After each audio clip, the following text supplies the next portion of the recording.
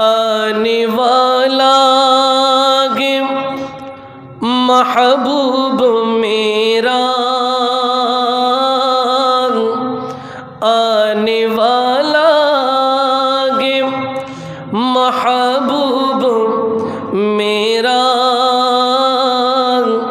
अर्श कुर्सी फिरिश्तों सजावो, सर्द कर दो जहन्नम की आतिशी, सर्द कर दो जहन्नम की आतिशी, और जन्नते को दुल्हन बनाओ। सुभान अल्लाह।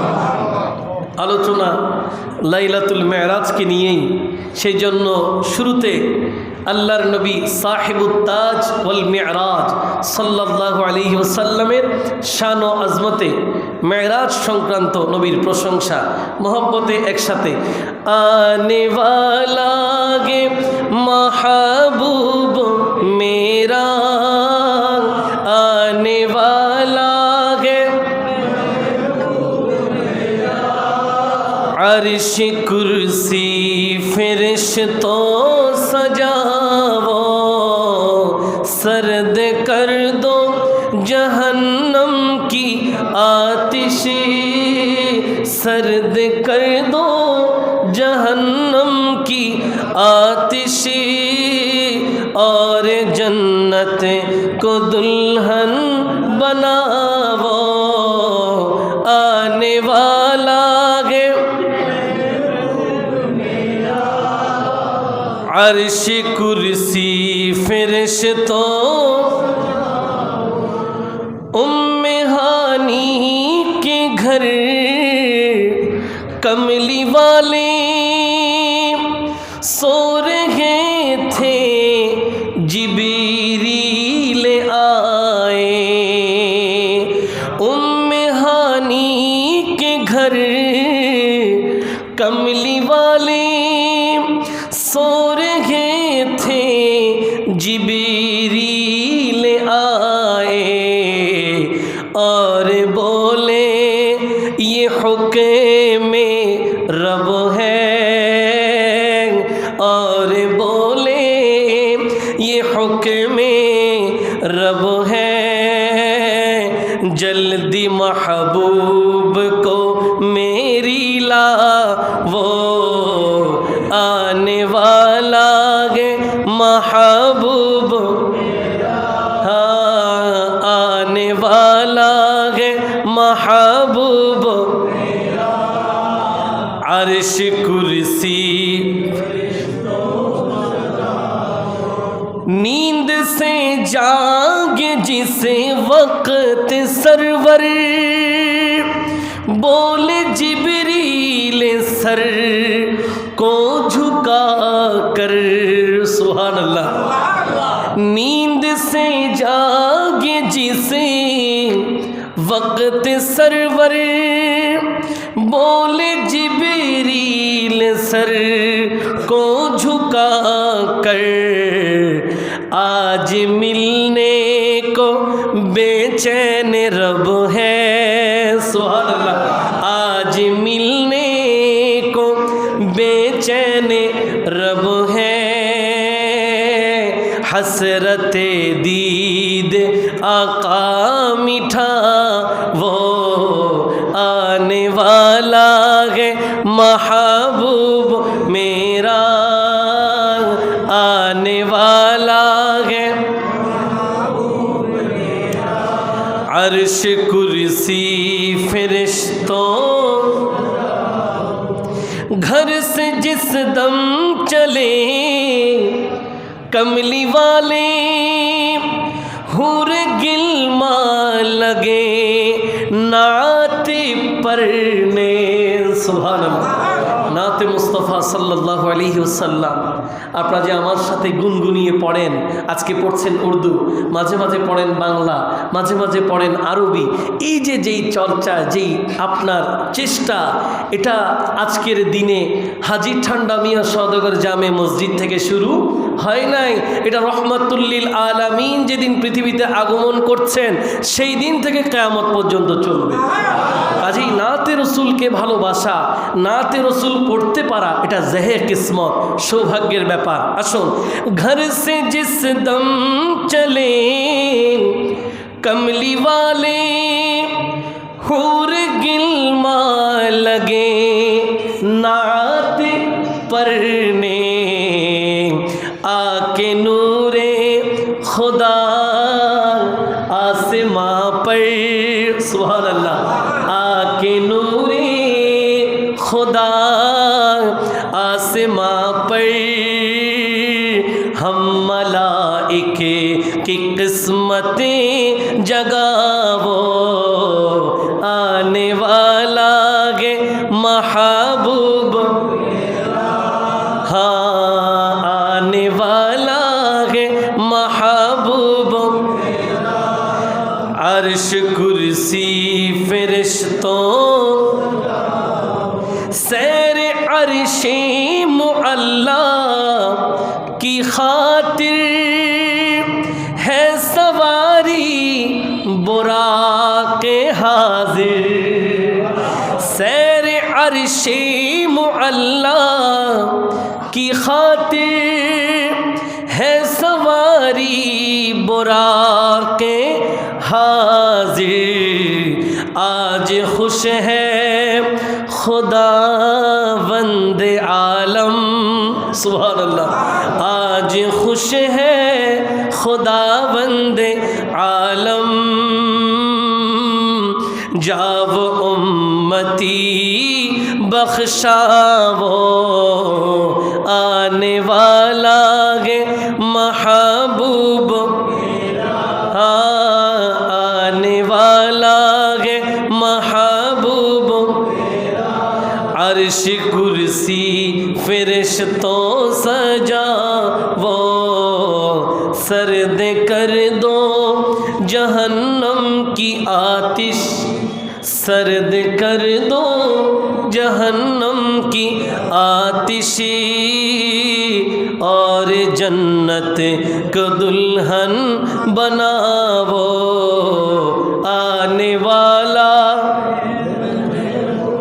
मेरा आने वाला है महबूब मेरा। अर्श कुर्सी फरिश्तों सजावो, সবাই বলি মারহাবা, আর চিৎকার দিয়ে বলি মারহাবা।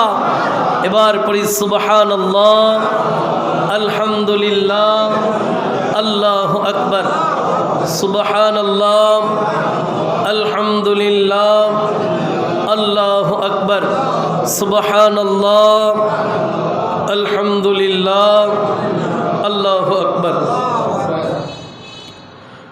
পবিত্র রজবুল মুরজ্জব শরীফ,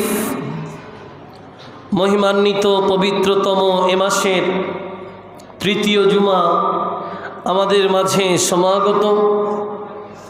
এটা রব্বুল আলামিনের কৃপা, দয়া, মায়া, মেহেরবানি যে রব্বুল আলামিন গত জুমার পর থেকে আজকে এই জুমা পর্যন্ত আমাদের ভালো রাখলেন। তা না হলে এমন অনেকেই আছেন যারা গত জুমাই ছিলেন, আজকের এই জুমাই, আমরা যারা আজকের এই জুমাই আছি আগামী জুমা পর্যন্ত থাকব তার কোনো নিশ্চয়তা।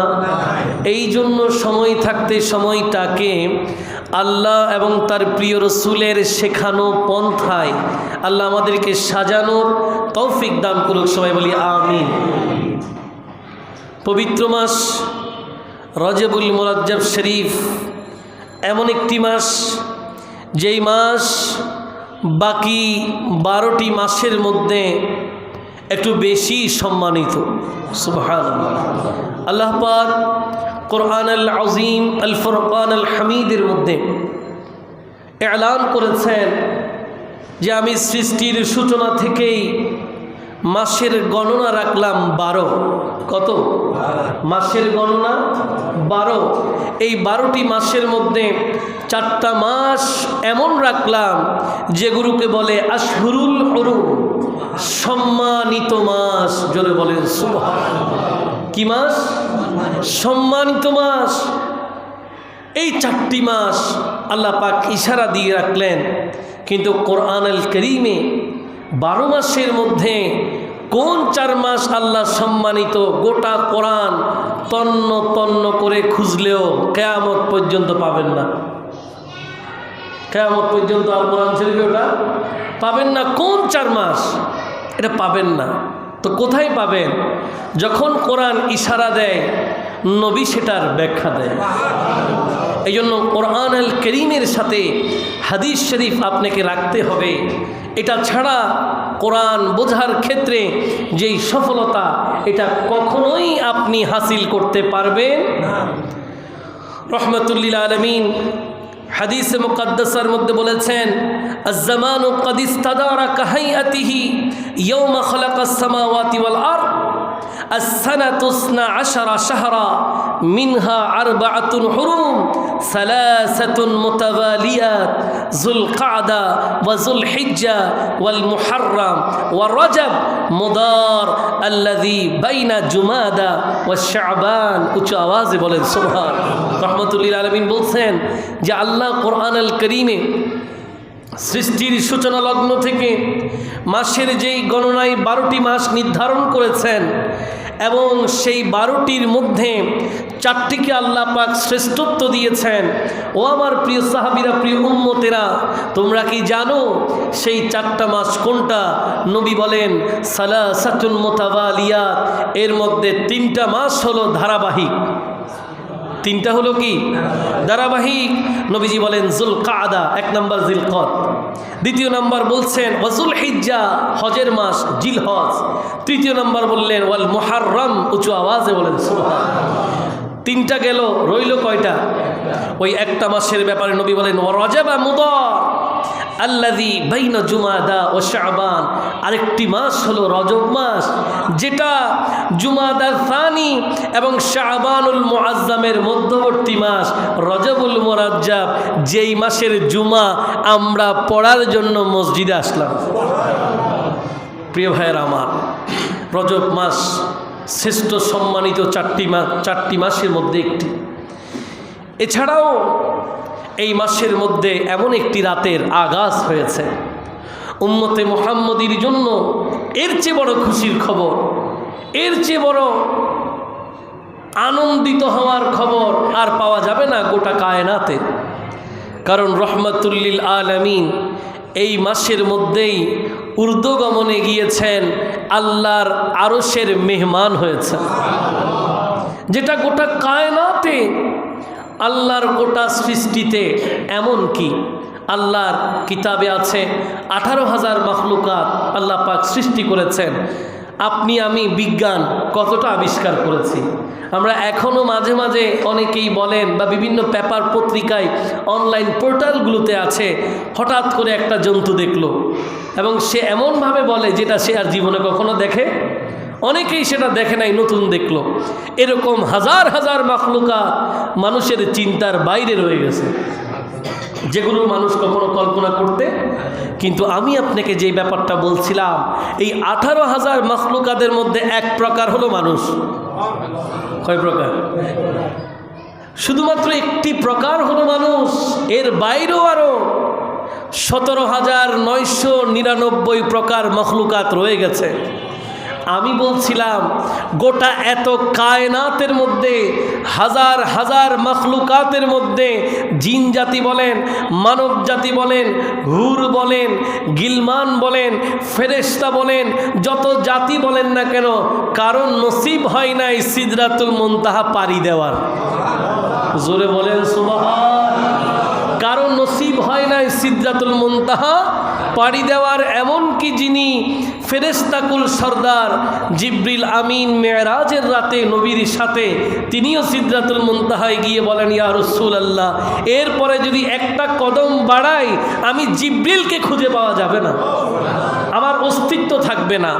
যেখানে মালায়েকাদের যিনি প্রধান সৈয়দুল মালায়েকা, যাকে আল্লাহ পাক কোরআন শরীফে বলেছেন রুহুল আমিন, রুহুল আমিন, যাকে আমরা জিবরিল আমিন বলেও চিনি, সেই জিবরিল আমিনও সিদরাতুল মুনতাহা পাড়ি দেয় না। কায়নাতে আর কে পাড়ি দেবে? একটা মাত্র জাত, আমার আপনার প্রিয় নবী মুহাম্মদুর রাসূলুল্লাহ সাল্লাল্লাহু আলাইহি ওয়াসাল্লাম গোটা কায়নাতকে ছাড়িয়ে সিদরাতুল মুনতাহা পাড়ি দিয়ে রবের কাবা কৌসাইনে পৌঁছে আরশের মেহমান হয়ে গেল। সেই দিকটা নিয়েই আমরা আলোচনা করছিলাম। 3 পর্বের ধারাবাহিক আলোচনা, আজকের দ্বিতীয় পর্বে আপনাদেরকে অভিনন্দন। আমাদের আলোচ্যসূচি পবিত্র মেরাজে মুস্তাফা সাল্লাল্লাহু আলাইহি ওয়াসাল্লাম। আমাদের করণীয়, এই আলোচ্যসূচির আলোকে আল্লাহ পাক আমাকে কিছু বলা, আপনাদেরকে শুনে আমরা সবাই মিলে অন্তরে এই বিষয় ধারণ করে নিজের জীবনের চেয়েও বেশি নবীজিকে ভালোবেসে ঈমানকে পূর্ণ করার আল্লাহ তৌফিক দান করুক। সবাই বলি আসুন আজকের আলোচনাকে ইস্তেকবাল করে আরও একটিবার উচ্চ আওয়াজে দুরূদ শরীফ আল্লাহুম্মা সাল্লি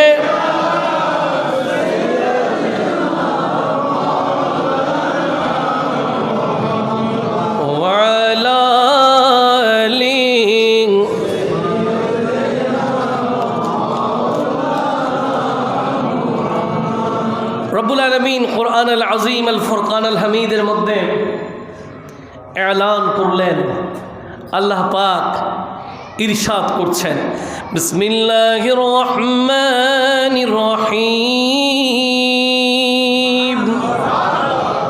মা যাগাল বাসার ওয়া মা তাগা লাকাদ রাআ মিন আয়াতি রাব্বিহিল কুবরা।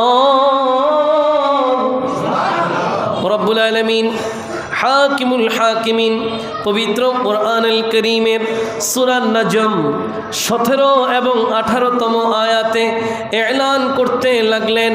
আল্লাহ বলেন মা যাগাল বাসার ওয়া মা তাগাম, ও পৃথিবীবাসী জেনে রাখো, শুনে রাখো, এমন একটা নবী তোমাদের কাছে প্রেরণ করলাম, অবতারণ করলাম, যেই নবীর মাকাম এমন, যিনি মেরাজের মেহমান হয়েছেন। এমন মেহমান হলেন কেন? তিনি এই পর্যন্ত আসলেন। আল্লাহ বলেন যেই কারণে আমি আমার হাবিবকে আনলাম, আমি আমার হাবিবকে রবের দিদার দিয়ে ধন্য করলাম। এই জন্য পৃথিবীবাসী অনেক সময় প্রশ্ন করবে হাবিব যেই কারণে গেলেন সেই উদ্দেশ্য সফল হয়েছে কিনা, অনেকে প্রশ্ন করতে পারেন। আল্লাহ পাক এক বাক্যে উত্তর দিলেন মা যাগাল বাসার ওয়া মা তাগা, যা কিছু দেখানোর জন্য হাবিবকে নিয়ে গেলাম তা দেখার ক্ষেত্রে একটা মুহূর্তের জন্য হাবিবের দৃষ্টি ভ্রম হয় না। আল্লাহ বলছেন ওয়া মা তাগা, দৃষ্টি একটা সময়ের জন্য চ্যুত তো হয় নাই, দৃষ্টি ভ্রম হয় নাই। ওয়া মা তাগা, হাবিবকে যা দেখানোর জন্য নিয়ে গেছি আমার হাবিব তাই দেখেছেন। তিনি নিজ ইচ্ছায় কোনো কিছু করে। এবং রব্বুল আলামিন বলছেন কি দেখেছেন হাবিব? আল্লাহ পাক বললেন লাকাদ রাআ মিন আয়াতি রাব্বিহিল কুবরা, সেই মেরাজ রজনীতে আমি আমার হাবিবকে রবের কুদরতের বড় বড় নিদর্শন সমূহ দেখালাম।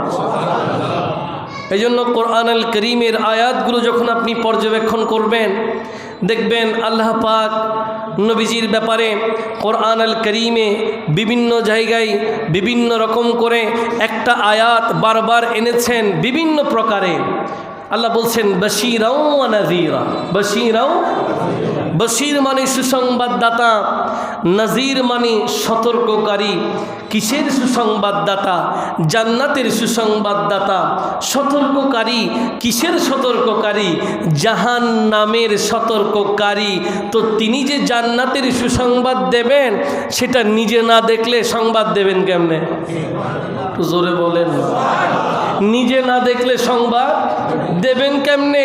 জাহান্নামের লেলিহান অগ্নি শিখা কি যে কষ্টের, এটা উম্মতকে সতর্ক কেমনে করবেন যদি সেটা নিজেই না দেখে? এই জন্য রব্বুল আলামিন হাকিমুল হাকিমিন কোরআনুল কারীমের মধ্যে ইরশাদ করেছেন, বিসমিল্লাহির রহমানির রহিম, ওয়ামা আরসালনাকা ইল্লা কাফাতাল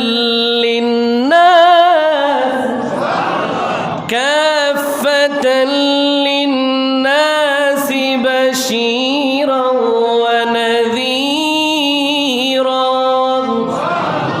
ولكن أكثر الناس لا يعلمون.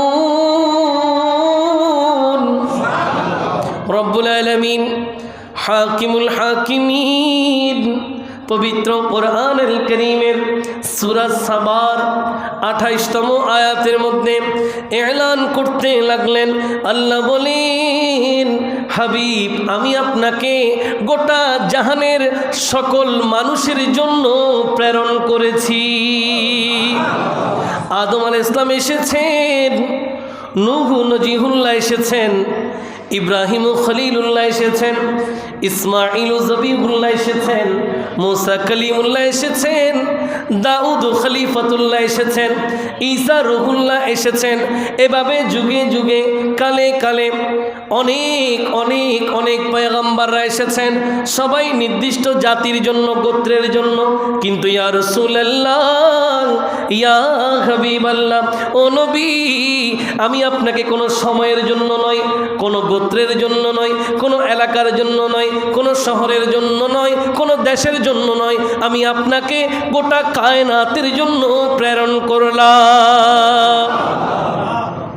হাবিব, গোটা কায়নাতের জন্য আমি আপনাকে প্রেরণ করেছি। কি হিসেবে? বাশীরা ওয়া নাযীরা, জান্নাতের সুসংবাদদাতা, জাহান্নামের সতর্ককারী রূপে। উঁচু আওয়াজে বলেন সুবহান। আল্লাহ পাক বলছেন, হাবিব যে বলবেন ওটার তো একটা ডকুমেন্টস লাগবে। এই জন্য আমি আমার হাবিবকে রবের বড় বড় নিদর্শন সমূহ দেখালাম, যেন আমার হাবিব দেখে দেখে সেগুলো জাতিকে সতর্ক করতে পারে। একই ঘটনা কোরআনুল কারীমে আল্লাহ পাক বলছেন, বিসমিল্লাহির রহমানির রহিম, কুল হুয়াল্লাহু আহাদ। রব্বুল আলামিন এলান করলেন, ইয়া রাসূলুল্লাহ, ইয়া হাবিবাল্লাহ, ও নবী আপনি বলুন আল্লাহ এক। আল্লাহ কে বলেছেন? কাকে বলতে বললেন? কেন ডিরেক্ট আল্লাহ বললে অসুবিধা কি?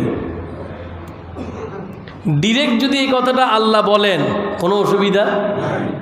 ইমানদার যারা, ওরা তো আগেই বলছেন, সূরা বাকারার শুরুতেই আছে, ইউমিনুনা বিল গায়ব, আমি আল্লাহকে অদৃশ্য মেনেই তো ইমানদার। এই কথাটা আবার হাবিবকে দিয়ে সূরা ইখলাসে বলানোর কারণ কি? একটু চিন্তা করবেন। খালি দৌড়ালে হবে না। বাতাস যখন যেদিকে সেদিকেই যদি দৌড়ান তাহলে তো বিপদ। যখন বাতাস যেখানে তখন সেদিকে দৌড়ালে কি বিপদ। স্রোত যেদিকে বেশি প্রেশার, আপনি যদি সেই দিকে দৌড়ান, ওইদিকে যদি জুলম হয় আপনি জুলমের সাথে থাকতে পারবেন না। ওইদিকে অন্ধকার হয়, আপনি অন্ধকারের সাথে থাকতে পারবেন না। যেখানে হক, স্রোতের বিপরীত হলেও আপনাকে সেখানে দাঁড়িয়ে থাকতে হবে। কি বলেন ঠিক কিনা? সামনে এতেকাফ নিয়ে মানুষের দৌড়াদৌড়ি। অনেকে বড় বড় মসজিদে যায়। কোন মসজিদে? বড় মসজিদে গেলে খানা ভালো, খাবার কি বিভিন্ন রকম আইটেম আসে, বড় বড় অতিথি। আপনি রোডের সেন্ট্রাল মসজিদগুলো দেখবেন, বড় বড় মসজিদ, একটু রাউন্ড করে দেখবেন কি অবস্থা। অথচ এতেকাফের উদ্দেশ্য কি? খাওয়া। মানুষ গিফট হ্যাম্পার দিয়ে যাবে, আপনি মজা করে খাবেন, এটার নাম তো এতেকাফ নয়। এখন মানুষ প্রতিযোগিতা করা হবে, এখানে খানা টানা মোটামুটি ঠিক হবে, টেনশন নেই। টেনশন নিয়েই যদি মসজিদে ঢুকেন, এই টেনশন কখনো যাবে না, ঠিক কি না? এসিওয়ালা মসজিদ যেখানে প্রচণ্ড গরম, আপনি এসির বাতাস খাবেন বলে আগে মসজিদে আসলেন, তো এটা আপনার ফায়দা কি হবে ভাই? ভেতরের একটা জগৎ আছে। কিসের জগৎ? ভেতরের একটা ব্যাপার। শান শৌকত দেখে যদি আপনি দেওয়ানা হয়ে যান তাইলে হবে। এই জন্য আল্লামা ইকবাল বলছেন, ডক্টর আল্লামা ইকবাল, রহ গে রসমে আজা আজানে বেলালি না রে। আজানের রসম সেই যে শুরু হয়েছে, আজকের দিনেও মুয়াজ্জিন আজান, কিন্তু হযরত বিলাল হাবশি রাদিয়াল্লাহু তাআলা আনহুর সেই আজান এখন আর নাই। মসজিদগুলো চাকচিক্য হয়ে গেছে, মসজিদের মধ্যে হেদায়াত। আল্লামা ইকবাল বলেছেন, আসলেই তো বাস্তব। যেখানেই বেশি চাকচিক্য, মানুষ সেখানেই যেতে পছন্দ করে। অনেকে দেখবেন মসজিদ সিলেক্ট করে, বলে এখানে একটু সুবিধা আছে, এখানে বসবো, টাইস টাইস আছে, পাকা টাকা অনেক ভালো, এখানেই বসবো। রাগ করলেন? আমি আপনাদের মতো মুসল্লি ছিলাম, ওইটা করে আমি এই পর্যন্ত। এই জন্য মুসল্লিদের কি মাইন্ডসেট হইতে পারে, তো আমার কাছেও একটা কি আছে, আইডিয়া আছে। এই জাতীয় ঘটনাগুলো ঘটে কিনা, অত্যন্ত সাবধান, সতর্ক। ভেতর জগৎটাকে পরিচ্ছন্ন রাখার চেষ্টা করুন। ভেতর যদি পরিবর্তন না হয়, গোটা কায়নাত পরিবর্তন হলেও কোনো লাভ হবে? সব পাগল হয়ে গেছে, আপনিও পাগল হইলেন, জিন্দাবাদ, কোনো লাভ হবে? কেন? দিন শেষে বিচার করবেন কে? সমাধান দেবেন কে? অসুবিধার সমাধান করতে পারেন কে? অসুস্থকে সুস্থ করতে পারেন কে? ইয়্যাকা না'বুদু ওয়া ইয়্যাকা নাস্তাঈন বলে প্রতিনিয়ত আপনি সাক্ষ্য দেন যে আমরা তোমারই ইবাদত করি, তোমারই কাছে সাহায্য চাই। কাজেই সব জায়গায় দৌড়ালেও উনার সাথে যদি সম্পর্ক ঠিক না থাকে, দৌড়াতে পারবেন, সমাধান পাবেন না। রব্বে করিম বলছেন, হাবিব কুল হুয়াল্লাহু আহাদ, আপনি বলুন তিনি আল্লাহ এক। তো হাবিব কি মিথ্যা সাক্ষী দেবে? বলেন না। না দেখি কি বলবে? আল্লাহ বলেন, আমার হাবিবকে মেরাজে আমার দিদার দিয়ে জানিয়ে দিলাম রবের তৌহিদের কি শক্তি, কুদরতের কি নিদর্শন। আমার হাবিব দেখে বলছে আল্লাহ। কিয়ামত পর্যন্ত যারা ঈমানদার, তারা আগে নবীর রেসালতকে মানে, তারপরেই তৌহিদ। আর খেয়াল করবেন, তাওহীদ আসছে পরে। তাওহীদ আসছে কখন? পরে। রেসালত কিন্তু আগে। এই জায়গাটা যারা আইডেন্টিফাই করতে পারে না, এদের জন্য বিপদ। এরাই পরবর্তীতে মুনাফিক হয়। আলটিমেট মুনাফিক কেমনে হয়? ওরাও তো নামাজ পড়ে, ওরাও তো রোজা রাখে, ওরাও হজ করে, ওরাও যাকাত দেয়। আমার দেশের মধ্যে যারা গোলাম মোহাম্মদ কাদিয়ানিকে নিজেদের শেষ নবী মেনে এতগুলো টাকা স্পন্সর করে মসজিদ এত এত খেদমত করছেন, ওরাও কিসের আশায়? আলটিমেট মুনাফিক কেমনে হয়? এভাবে হয়। কেন? আপনাকে বুঝতে হবে আজমতের রেসালতের মকামটা কি। অনেক মসজিদে আপনি মেরাজের আলোচনা পাবেন না। কেন? কারণ মেরাজের আলোচনা যদি হয়ে যায়, বান্দা বুঝে যাবে নবীর আজমত কি। সেটা যদি বুঝে যায়, জানের চেয়েও বেশি ভালো নবীকে বাসবে। নবীকে ভালোবাসলে বান্দা কোনোদিন মুনাফিক হবে না। আর যাই হোক, মুনাফিক হবে। রাগ করলেন? মনে কষ্ট দিলেন? আমি যা বললাম, দ্বিমত থাকলে বাসায় গিয়ে 2 রাকাত নফল নামাজ পড়ে যাই নামাজে বসে চিন্তা করবেন উনি কি বলল। আমি সব সময় একটা কথা আপনাকে উইলিংলি বলি যে হাজী ঠান্ডা মিয়া সওদাগর জামে মসজিদের খতিব সাহেব তকরিরে কি বলেছেন, এই জায়গায় যদি আপনার কাছে কন্ট্রোভার্সি করতে মনে চায়, আমার সাথে বিতর্ক করার আগে আপনি জায়নামাজের মধ্যে বসে রবের সাহায্য নিন, সুবহান রাব্বিয়াল আলা পরে উনাকে ডাকুন, উনি আপনাকে সমাধান দিবে খতিব সাহেব কি বুঝাতে চাইছে। এই জন্য আমি প্রায় সময় আপনাদেরকে বলি যে মওলা আলী রাদিয়াল্লাহু তাআলা আনহু বলছেন, আদিবু আওলাদাকুম আলা সালাসি খিসাল, তোমার বাচ্চাটা যখন বড় হয় শুরুতে তাকে 3টা জাতের ভালোবাসা দিয়ে দাও, সে কোনোদিন মুনাফিক হবে না। 1 নাম্বার ভালোবাসা হুব্বু নবিয়িকুম, তোমার নবীর ভালোবাসা তার অন্তরে গেঁথে দাও। এরপরে নবীর পরিবারের ভালোবাসা গেঁথে দাও, এরপরে কোরআন তিলাওয়াতের চর্চা তোমার সন্তানকে করাও। তাহলে সাকারাতের বিছানায় তার ঈমানটা টিকে যাবে। আল্লাহ আমাদেরকে বুঝার তৌফিক দিক। সবাই বলি আল্লাহুম্মা সাল্লি মাওলানা মুহাম্মাদ ওয়া আলা সাইয়্যিদিনা।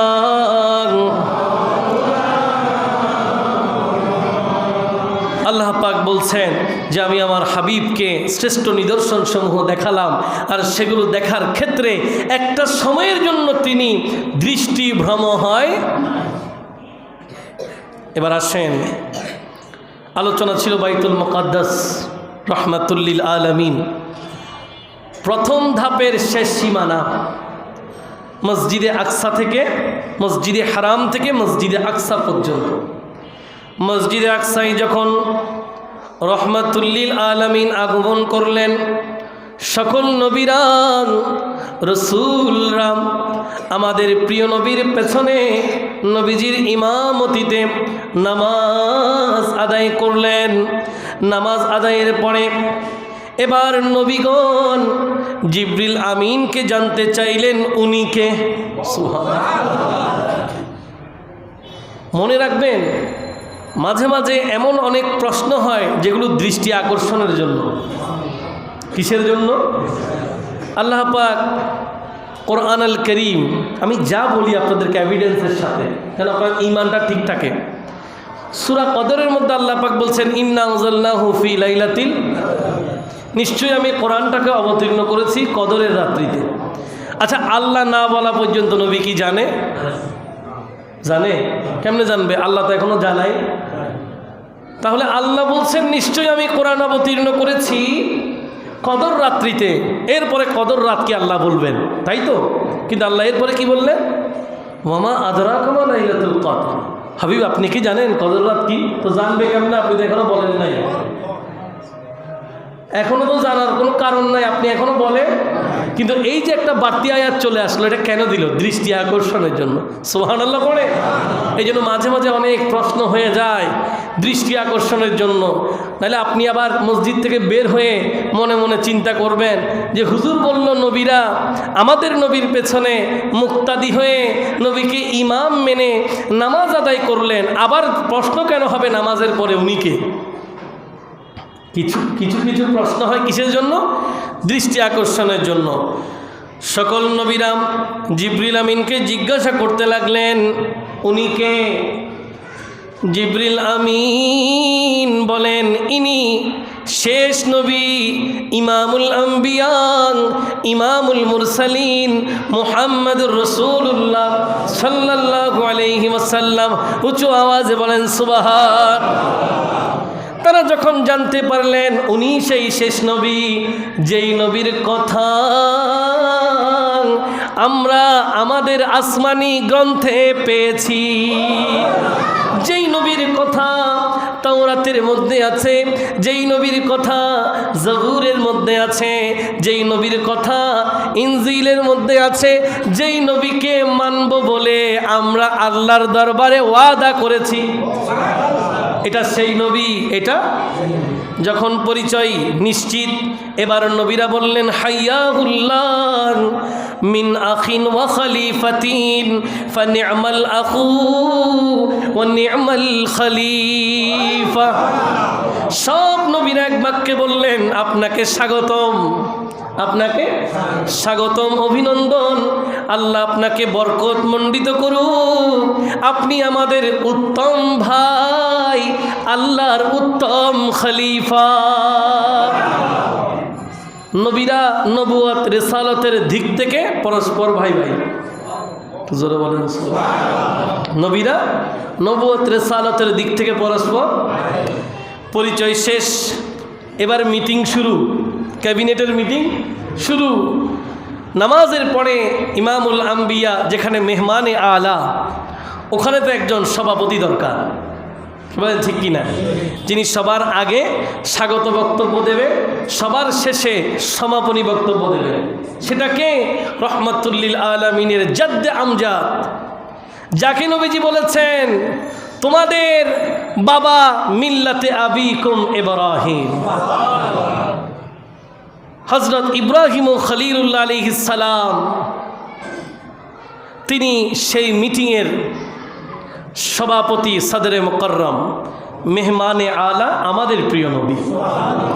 আলোচনা শুরু হয়ে গেল। ইব্রাহিম ও খলিলুল্লাহ আলাইহিস সালাম সূচনা বক্তব্যের মধ্যে সর্বপ্রথম আল্লাহর প্রশংসা করলেন। আল্লাহ প্রশংসা করলেন।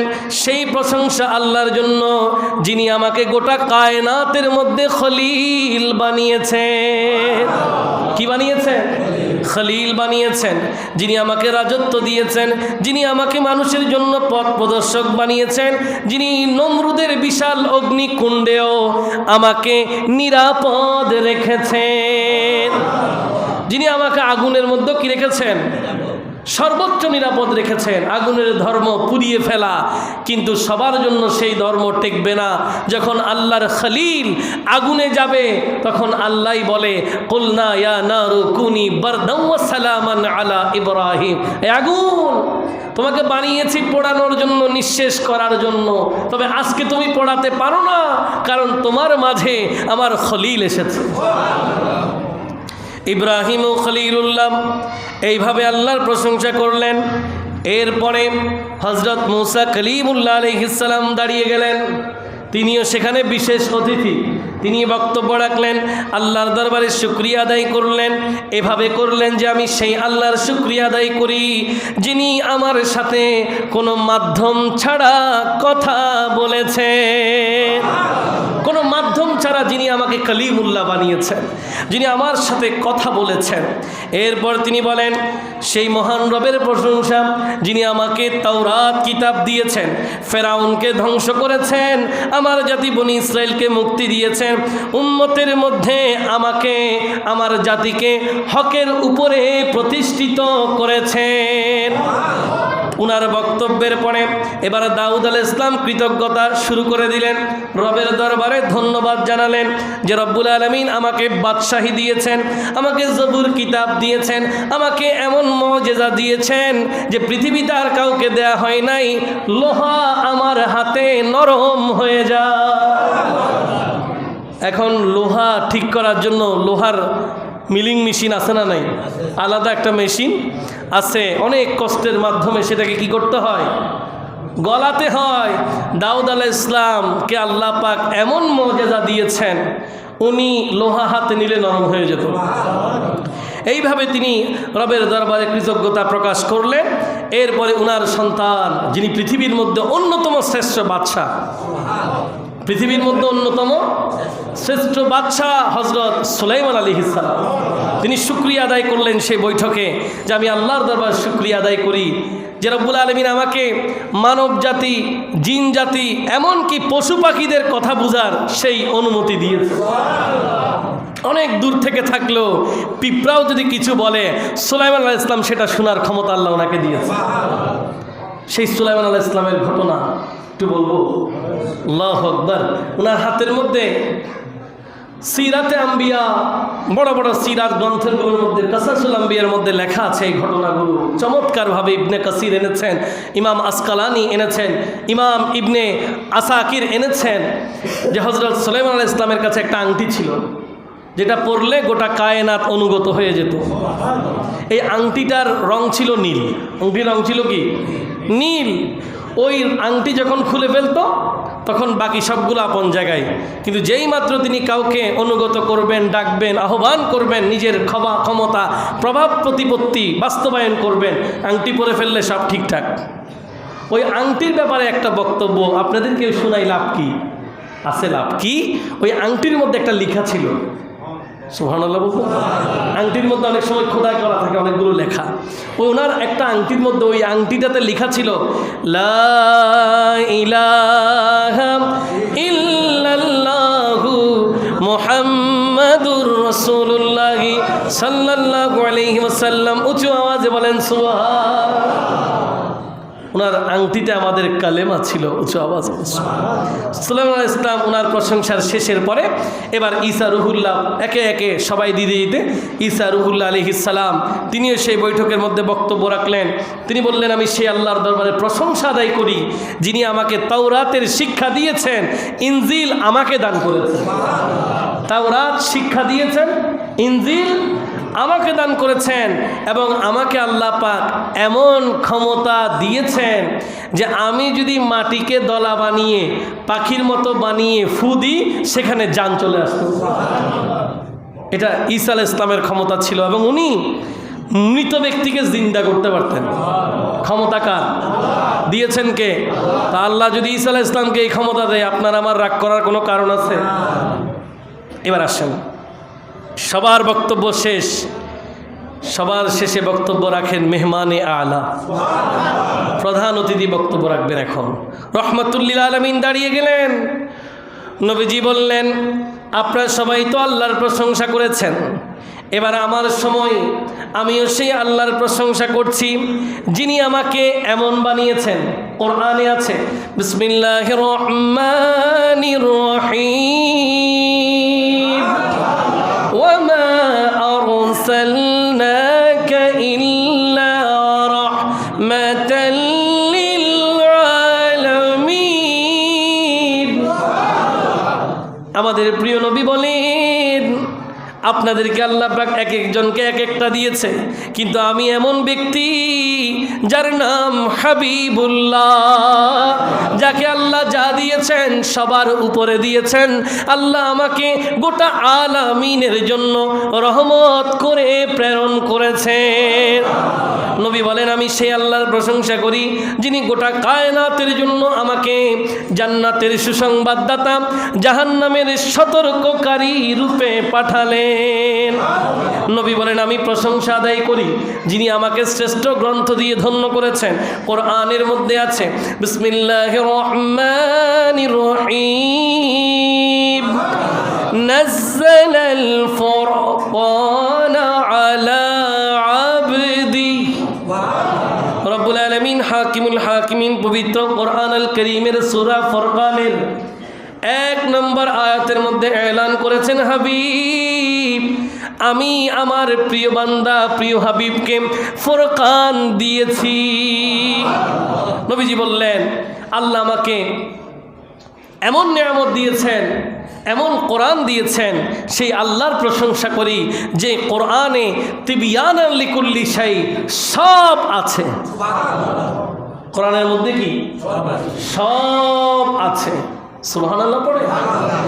রব্বুল আলামিনের প্রিয় হাবিব রহমাতুল্লিল আলামিন আরো বলতে লাগলেন, আমি আরো প্রশংসা করি সেই রবের যিনি শুধু আমাকে মর্যাদা দিয়েছেন তা নয়, আমার কারণে আমার উম্মতকেও শ্রেষ্ঠত্ব দিয়েছেন।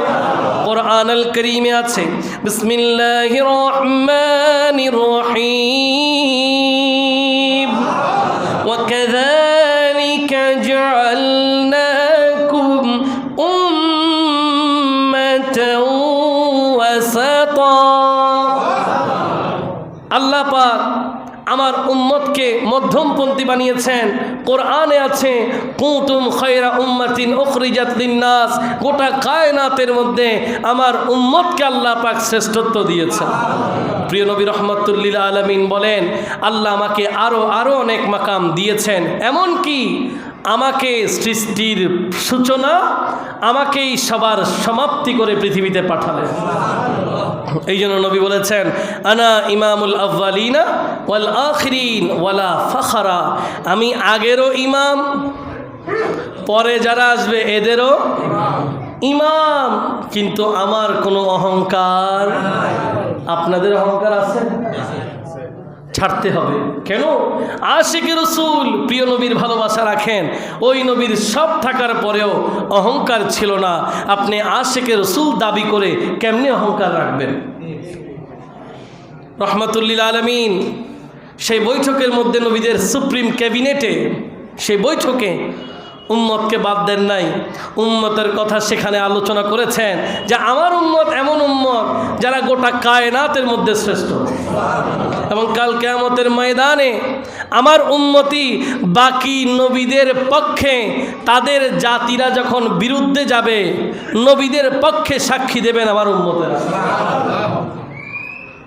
আদম আলাইহিস সালাম বলবেন দিন প্রচার করেছি, মুসা আলাইহিস সালাম বলবেন দিন প্রচার করেছি, ঈসা আলাইহিস সালাম বলবেন দিন প্রচার করেছি, জাতিরা বলবেন আমরা শুনি নাই, আমরা জানি না, আমাদেরকে বলা হয় নাই, এভিডেন্স কি? তখন রহমাতুল্লিল আলামিনের উম্মতরা দাঁড়িয়ে যাবেন যে না না, কিতাবের মধ্যে এগুলো উল্লেখ আছে, আমাদের হাবিব আমাদেরকে নবীদের দিন প্রচার প্রসারে কি কষ্ট তারা করেছেন সেটা জানিয়েছে। এই জন্য কোরআন আল করিমের মধ্যে আপনি দেখবেন একজন নয়, দুইজন নয়, 25 জন নবী রসুলের কথা আল্লাহ পাক তুলে ধরেছে। কেন? যেন আপনারা নবীদের পরিশ্রম সম্পর্কে জানতে পারেন, দিনের প্রচার প্রসার সম্পর্কে জানতে পারেন। সেটা জানলেই তো কাল কিয়ামতের ময়দানে আপনি সাক্ষী দেবেন। বলেন ঠিক কিনা? আল্লাহ পাক আমাদেরকে কিয়ামতের ময়দানে সাক্ষী দেওয়ার জন্য যেই যোগ্যতা সেটা নসিব করুক, সবাই বলি।